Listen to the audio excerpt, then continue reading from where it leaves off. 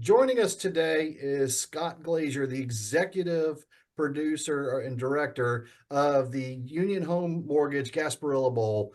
And first, Scott, thanks for joining us, obviously. But if you would, let's just jump right into things. And if my memory serves correctly, however many years ago, this used to be the St. Petersburg Bowl. Can you walk us through the evolution of what it was and how it's come out to being what it is today? Sure. And first and foremost, thanks for giving me an opportunity to be on. It's great to talk to you guys again and excited for another Gasparilla Bowl and to welcome all of our fans to Tampa. So, from a Gasparilla Bowl, this game was originally the St. Pete Bowl that was played at Tropicana Stadium, which started in 2008. And that game continued on. And in 2018, the game was relocated to Raymond James Stadium and renamed the Gasparilla Bowl. And I got involved with the game in 2019 and have been the executive director for the last 4 years. So we as a company, I work for a company called ESPN Events.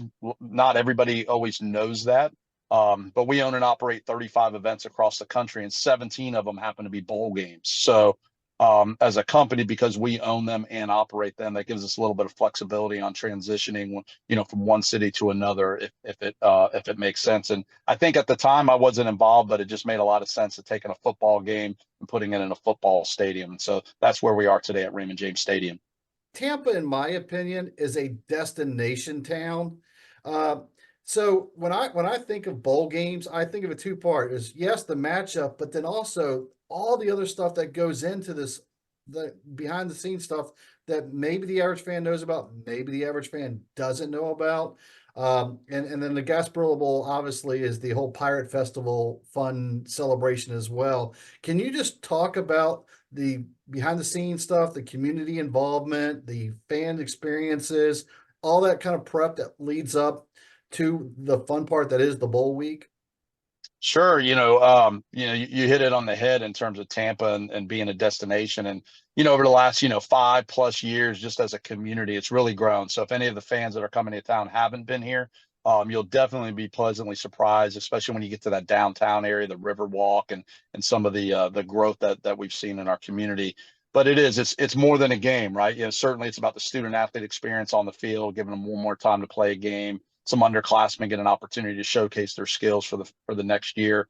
But we host events all throughout the year. We do a fishing tournament. We do a couple different, cocktail hours and socials and galas. We do a lot of community nonprofit work. We have 10 different nonprofits that fall kind of under a program we refer to as the Gasparilla Bowl Gives Back. And although we are a for-profit company, we understand how important it is to give back to the nonprofits within our community. So we do those programs throughout the year. We give away cars, we give away bikes, we have some cash donations that are made to Feeding Tampa Bay through some of our corporate partners. And so as we build those programs throughout the year, it kind of leads into bowl week, which is when the teams come to town. And it's just another opportunity to showcase different parts of our community. So for us on that Monday, teams will come to town and they'll be able to experience Busch Gardens, our theme park and zoo, which is just an outstanding location. People come from all across the country. We'll take both teams to MacDill Air Force Base, obviously right here in our backyard. It's where the war has always been led from. And so we found that it was really important to lean into really what our community is with our veterans and our military community. And so really excited about the activities that they do on base. And then we do a community day on Wednesday. And so we'll partner with a local middle school and the Bullard Family Foundation, where both teams come. There'll be about 200 youth kids from an underserved community and one of our local middle school and elementary schools, where really we're just trying to take our student athletes, put them with some of these kids that, quite frankly, probably have similar backgrounds and upbringings as our student athletes do. And it's a day of fun. Well, we're partnering with Keeping Tampa Bay Beautiful. We're going to build some park benches and place them throughout the community and the school. And then the kids will just have some fun, do some football skills. And then it's game day. And then there's a variety of different activities on game day for all of our fans to experience. So people always laugh. They say, really, you just run one game? And yes, it is one game, but there's so much more that goes on behind the scenes. So, Well, being a Georgia Tech guy, we love to come down there. We're excited. The athletic department just released today that Georgia Tech sold out their allotment of tickets, so that's fantastic. You're going to have a lot of Georgia Tech fans coming down there for hopefully an excellent matchup. What have led you guys to look at this great matchup with Central Florida and Georgia Tech? Well, I'd say, two things that come to mind. One is every bowl game is going to have conference agreements that kind of lean towards specific opportunities to select teams. And so we have a variety of agreements. Our primaries are the SEC, ACC, and the American. But in a year like it was this year, where there are a lot of different wins and losses across the country, it gave us a better opportunity to select the ACC because they had more teams that were bowl eligible. And then the same thing on the Big 12, where they had a number of teams, and you had a local team like a UCF, first time in the conference, that became bowl eligible. So in addition to that, we really look at regionalizing. As you said, the Georgia Tech fans and UCF fans alike are really excited. It's not that far to get here, so we're trying to select teams that it's realistic to be able to hopefully drive. I think Georgia Tech's maybe a 6.5 hour drive. UCF's an hour and a half, 2 hour drive. So it's just close enough for them to get to Tampa, impact and use our hotel services, and then be back home before the holidays. So to have two Power 5 teams once again in Tampa, we had the same thing last year with an SEC ACC matchup. Just excited about the growth that the game's had in over the last few years, and look forward to having both teams in town. Yeah, we're excited to be there. What is a can't miss thing for the Georgia Tech fans coming down to the Tampa area? Well, I think from a public, there's a lot of our efforts go into the team experience throughout the week, and we know fans aren't necessarily going to be here too early. So two different opportunities on Thursday, the night before the game, at 4:30 at the Sail downtown next to the convention center. We have our block party. So think of a battle of the bands, both Spirit squads, coaching staff and players from each team will say a few words, and they'll be able to play some games. So I'd say that's the night before. There's a lot of activities downtown along the Riverwalk. So when you get done, you can go over to the Sail or walk up and down the Riverwalk to Armature Work or Sparkman's Wharf. And then you get into game day. Parking lots will open at 3:30 p.m. Gates open at 5:00 p.m.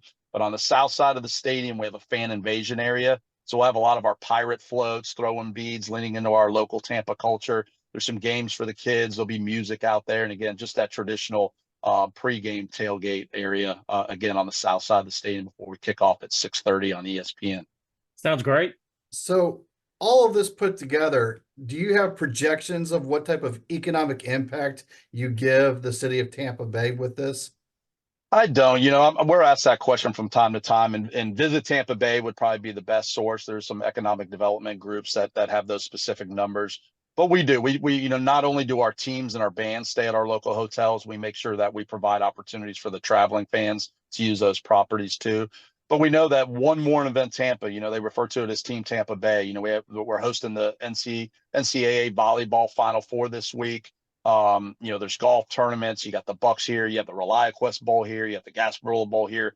So as a community, we come together and do everything we can throughout the year to make sure that people come to Tampa and are spending dollars. And that's really what's making our community grow. So I don't have a number to share with you, but I can know that we're better off with these bowl games than without.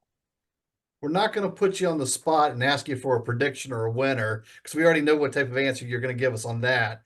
But if we can get from you, is there one thing you look more forward to during this bowl week than not? And what would be your number one go-to that you enjoy during this bowl week? Listen, as a former student athlete myself, I'm a former baseball guy. I know what it's like to play in postseason. You play all year long, and I know some of these guys, they wish they were in a New Year's Six game where they're playing in the CFP. But the reality that they get to come to Tampa, play in an NFL stadium, stay in top-notch hotels, and play in what's probably going to be beautiful weather. Again, we're talking about these seniors or these fifth-year classmen who get one more opportunity to play on the team, one more chance to maybe show their skills for a draft.